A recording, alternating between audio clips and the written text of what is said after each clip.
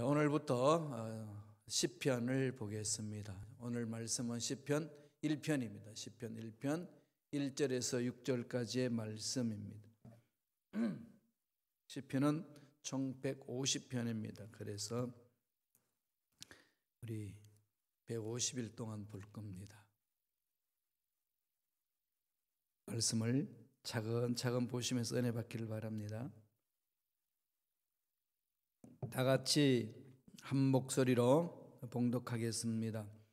복 있는 사람은 악인들의 꾀를 따르지 아니하며 죄인들의 길에 서지 아니하며 오만한 자들의 자리에 앉지 아니하고 오직 야훼의 율법을 즐거워하여 그의 율법을 주야로 묵상하는도다.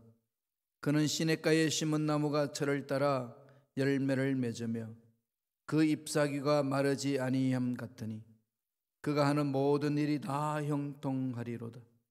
악이들은 그렇지 아니하며 오직 바람에 나는 겨와 같도다. 그러므로 악인들은 심판을 견디지 못하며 죄인들이 의인들의 모임에 들지 못하리로다. 무릇 의인들의 길은 야훼께서 인정하시나니 악인들의 길은 망하리로다. 아멘.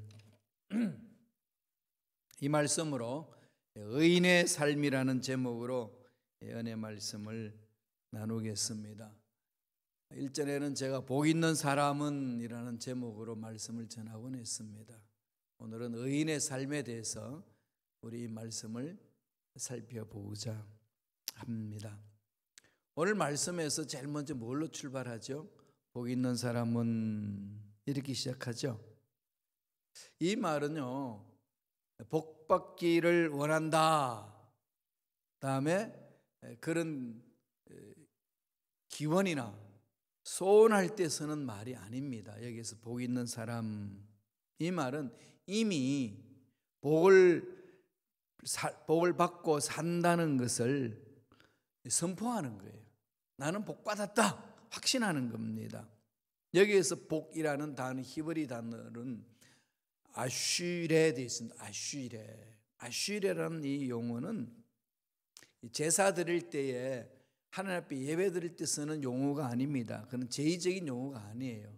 일상적인 생활 속에서 말하는 행복을 말할 때 아슈레 그럽니다. 그러니까 어떤 열심히 수고하고 헌신한 행위의 결과로 주어지는 보상 같은 거예요. 대가 같은 겁니다.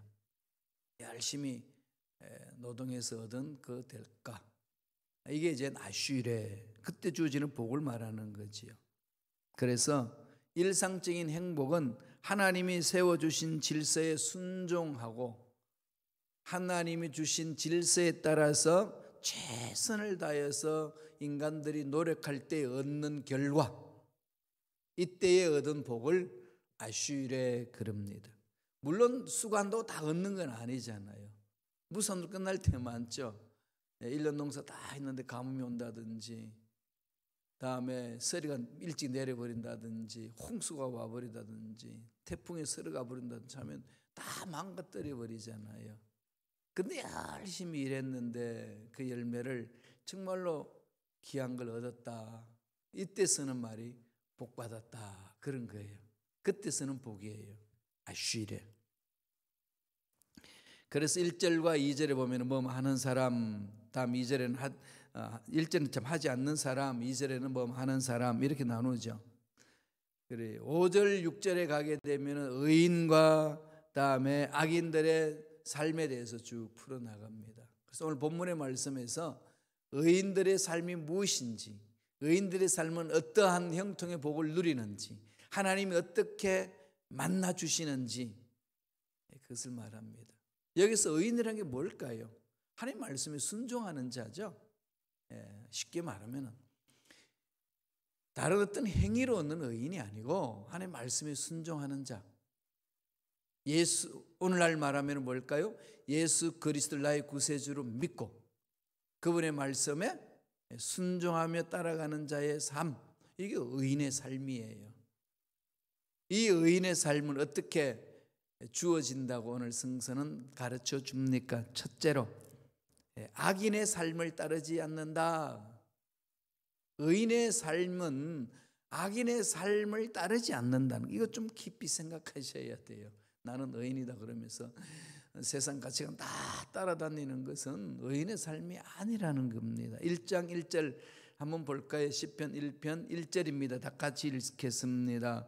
복 있는 사람은 악인들의 꾀를 따르지 아니하며 죄인들이 길에 서지 아니하며 오만한 자들의 자리에 앉지 아니하고, 의인은 악인의 꾀를 따르지 않는다. 복된 사람, 복 있는 사람 의인이라고 그러잖아요. 자, 꾀를 따르지 않고 죄인의 길에 서지 않고 오만한 자리에 앉지 않는다는 거잖아요. 악인, 죄인, 오만한 자, 이 단계별로 차근차근 설명하고 있는 거죠.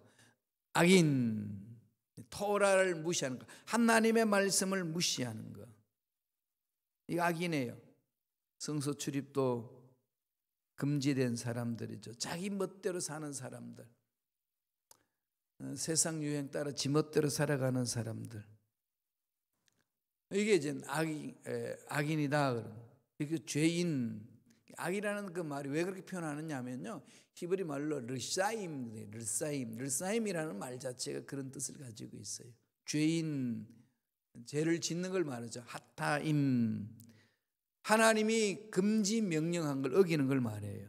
구체적으로 범하는 거죠. 구체적으로 말씀하신 그 말을 어기는 거. 죄인은 악인보다도 더 큰 악을 범죄한다, 이렇게 표현할 수 있는 거죠. 악인, 죄인, 그 다음에 오만한 자, 레침 그러거든요. 이 말은 빈정대는 거죠. 비아냥거리는 거. 자기가 기준이에요. 자기를 절대화합니다. 자기가 기준이니까 자기 중심으로 해서 다 정죄하기 바쁜 거죠. 자기 마음에 안 들면 다 정죄, 자기 마음에 안 들면 다 칼로 잘라버려. 이 오만한 자, 레침 그럽니다. 남을 비웃고 무시하는 자. 이 오만한 자들의 그 성품을 보면 기질이 강해요. 기질이 강하고 회의적이고 냉소적입니다. 자기는 옳은 거예요. 다른 사람 틀렸습니다. 그래서 늘 자기 기준으로 말을 합니다. 이러한 사람을 오만한 자 그러죠. 그러나 의인은 이런 악인, 죄인, 오만한 자의 자리에 같이 하지 않아요. 나는 의인이다 그러면서 이런 악인과 죄인과 오만한 자의 자리, 무슨 얘기죠? 그들의 가치관을 따라서 그들이 말하는 것처럼 말하고 그들이 행동하는 것처럼 행동하는 것, 의인이 아니라는 겁니다. 성서가 말하는 거예요. 제가 말하는 게 아니고, 제가 그냥 기분에 따라서 이렇게 하면 안 돼 말씀드린 게 아니고요, 성서에서 이야기하는 겁니다. 저도 이 말씀에 순종해야 되고 성도 여러분도 이 말씀에 순종해야 되는 거죠. 그러니까 의인들의 삶이라는 것은 이 악인들의 삶을 이게 밀어내는 거예요. 밀어내야 되는데 못 밀죠. 왜? 힘이 없으니까. 그러니까 밀어낼 수 있는 힘을 길러야 되잖아요. 의인의 삶은 그래서 날마다 하나님과 깊은 교제를 이룰 수밖에 없습니다.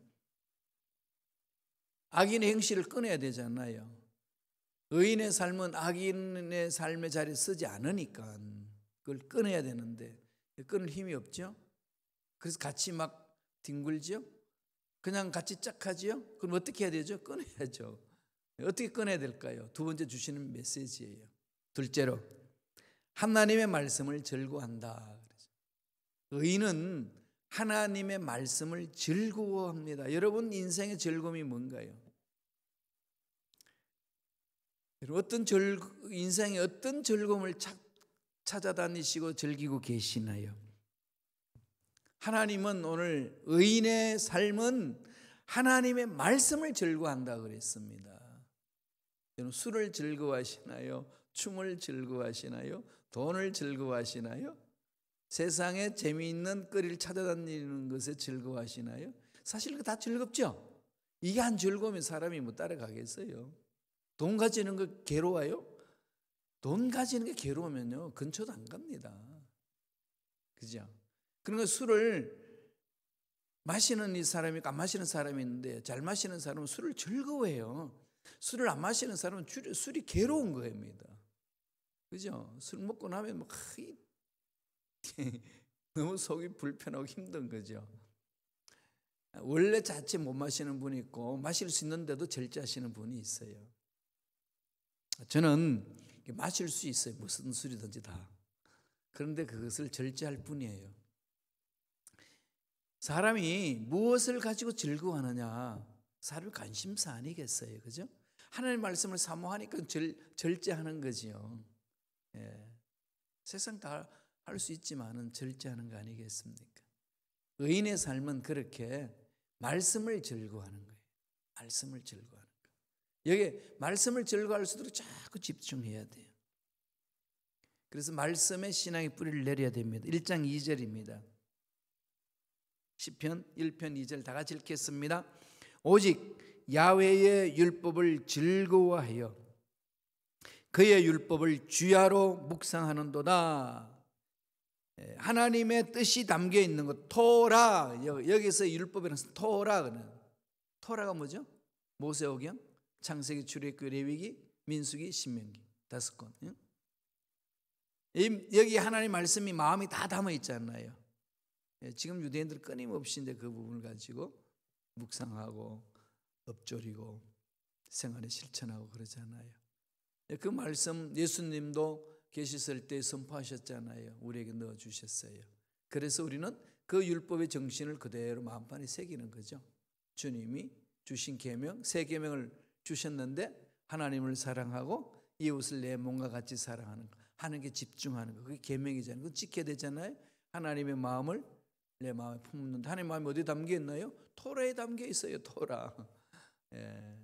그 토라를 주야로 묵상하는 겁니다. 기쁨으로 받아들인다는 거지요.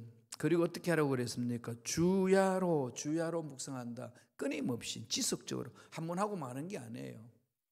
끊임없이. 우리 교회는 아침마다 묵상할 수 있도록 큐티를 이야기를 하죠. 그리고 매일 성경을 읽을 수 있도록 성경 도표를 만들지요.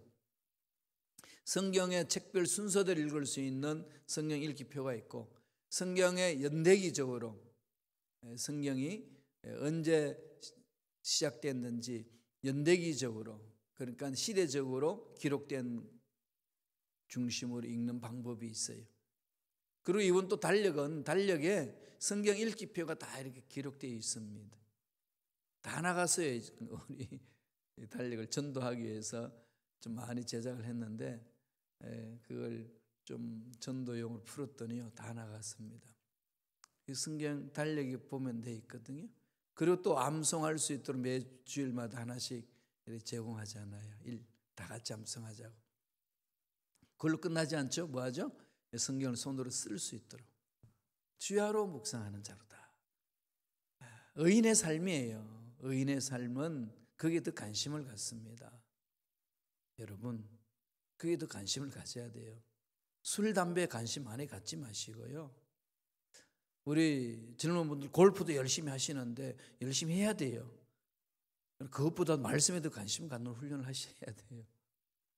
직장 다니고 사업자면서 돈을 많이 모으는데 모아야 되죠. 그러나 그것보다 더 하나님 말씀에 관심을 가져보세요. 지혜가 무궁무진하고 하나님이 하늘문을 여시는 은혜를 체험할 수 있습니다. 목사님이니까 정말 하지, 이렇게만 생각하지 마시고 하나님 말씀이에요. 주야로 묵상하는 자로다. 즐거움의 원천이 말씀이에요. 내 인생의 즐거움의 원천이 말씀이고, 내 인생의 기쁨의 원천이 말씀이고, 내 삶의 평안의 원천이 말씀이고, 내 행복의 원천이 말씀이다. 그러면은 세상이 아무리 바뀌어도 즐겁고 기쁘고 평안하고 행복한 거 아니겠어요? 원천, 여러분 즐거움과 평안과 기쁨과 행복의 원천이 뭡니까? 돈이죠.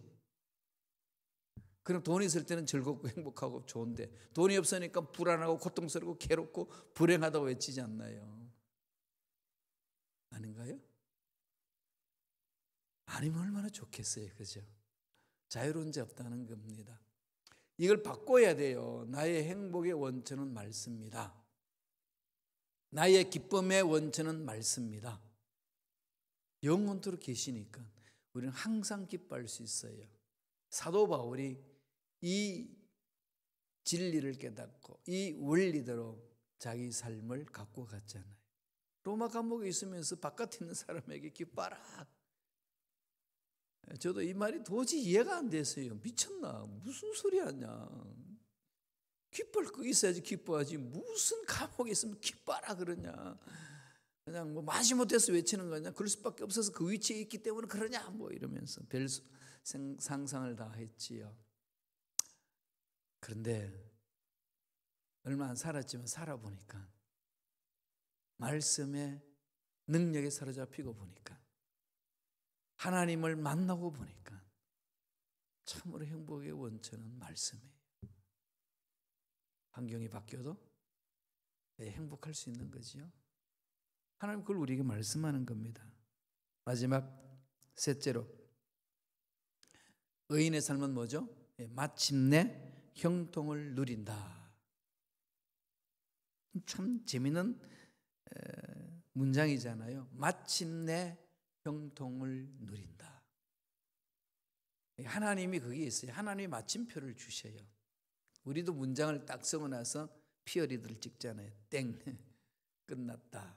하나님이 마침내 점 딱 찍거든요. 포인트가 있어야 돼요. 마침내. 의인의 삶은 그렇습니다. 주님이 다 이루어 놓으셨다고 선포하셨잖아요.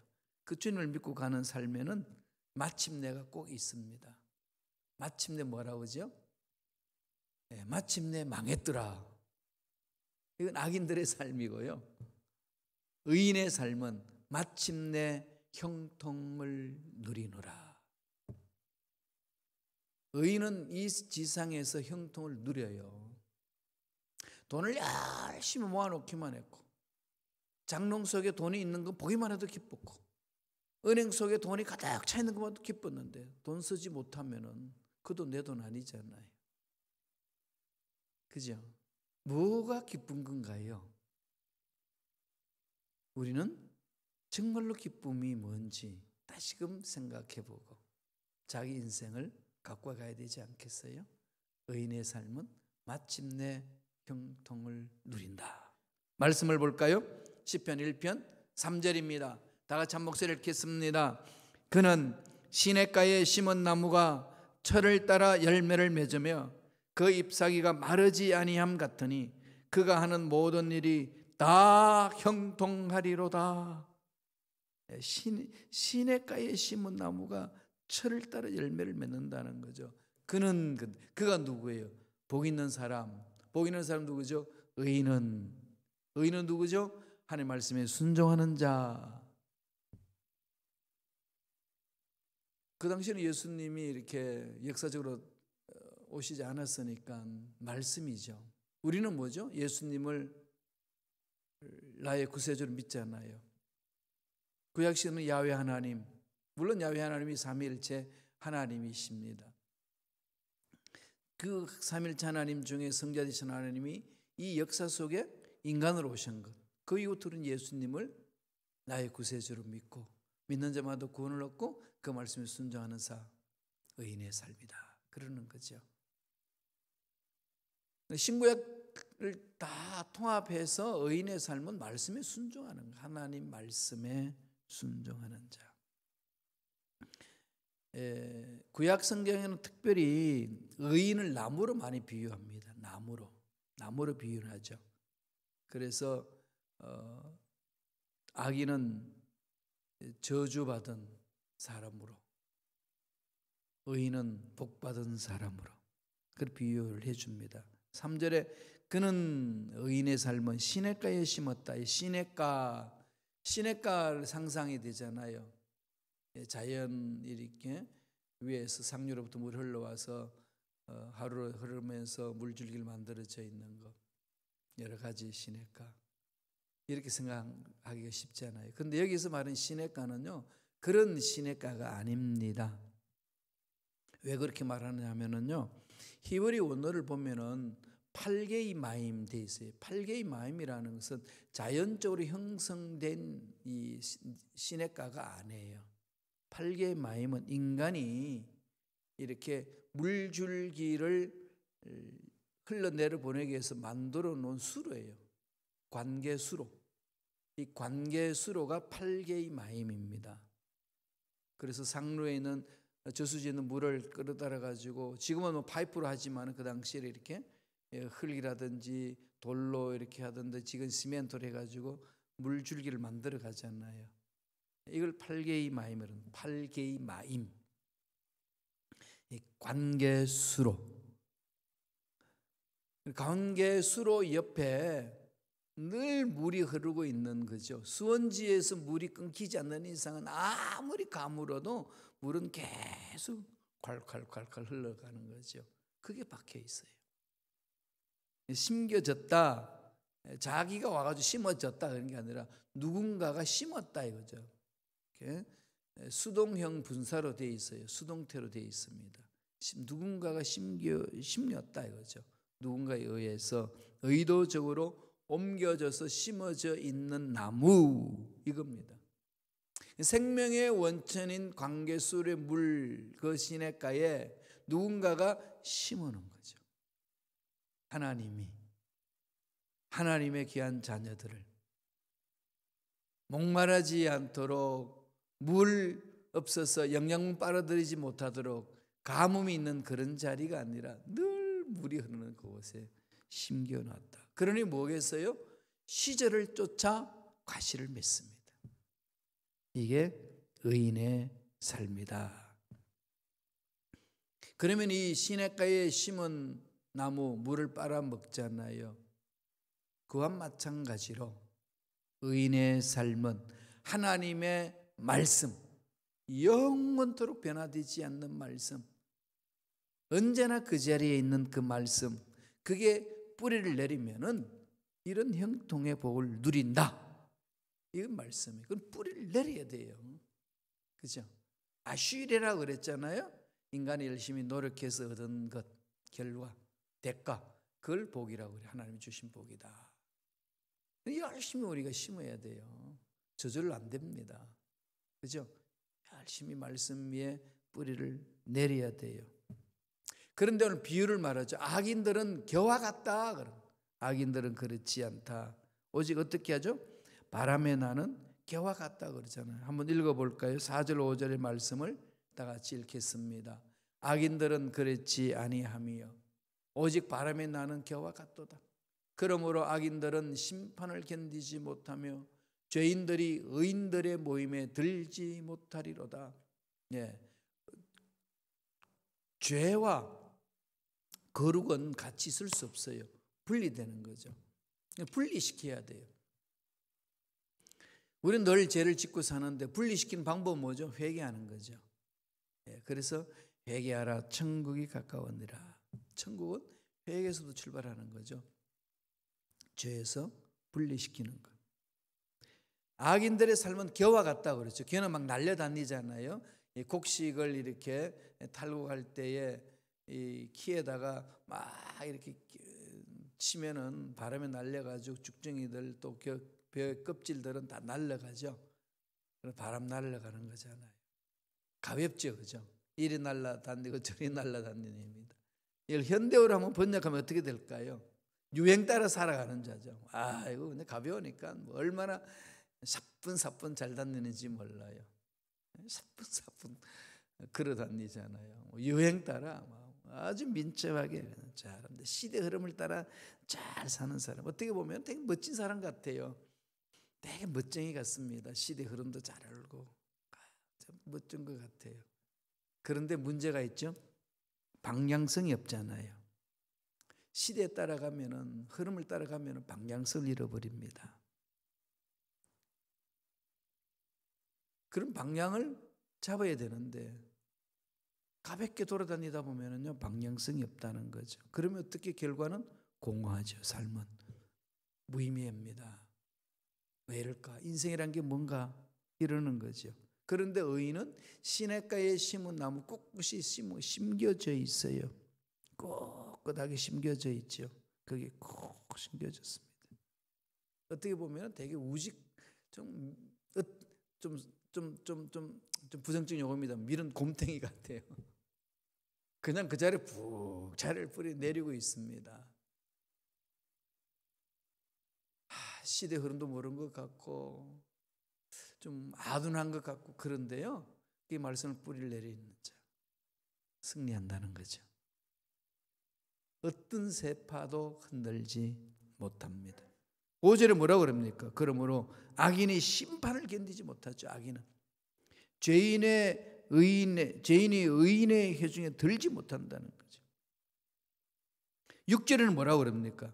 6절 한번 보실까요? 다 같이 읽습니다. 무릇 의인들의 길은 야훼께서 인정하시나 악인들의 길은 망하리로다. 의인들의 길은 야훼께서 인정하시고 마침내 형통케 하시고 악인들은 마침내 망하리라. 인정하신다는, 의인을 인정한다, 이 말이 히브리 말로 야다 그랬거든. 야다 말 많이 들어보셨죠? 머리 숙이면 아는 게 아니라 처음에서 하는 거. 하나님이 나를 안다는 거예요. 만나봤으니까요. 우리가 하나님 만남 사건이 있으니까 우리를 향해서 하나님 하시는 말씀이에요. 의인을 해서 말씀하는 겁니다. 말씀에 순종하며 나아가는 자를 향하여 하나님 하시는 말씀이에요. 내가 너를 인정한다. 내 너 안다. 이러시잖아요. 이런 자의 삶은 마침내 형통하리라. 그래서 시절을 쫓아 가시를 맺고 풍성한 삶을 살게 만든다는 거지요. 이 은혜가 저와 여러분 삶에 넘쳐나길 간절히 축원합니다. 기도하겠습니다. 하나님 아버지 감사합니다. 오늘 시편을 통하여서 하나님 마음이 어디 있는지를 말씀을 통해서 깨닫게 해주시니 감사합니다. 날마다 약속의 말씀에 순종함으로 의인다운 삶을 살게 하셨어. 하나님이 예비하신 놀라운 복을 마음껏 누리고 나누는 멋진 삶을 살게 도와주시며 하늘문을 열어주시사 형통의 복이 흘러내려갈 수 있도록 역사하여 주시옵소서. 은혜에 감사하여 예물 드립니다. 드린 손길 기억해 주시고 소원 이루어 주시고 문제 해결하여 주시고 앞날에 예배하신 놀라운 형통한 복이 있게 하여 주시옵소서. 감사하고 예수님의 이름으로 축복하며 기도드리옵나이다. 아멘.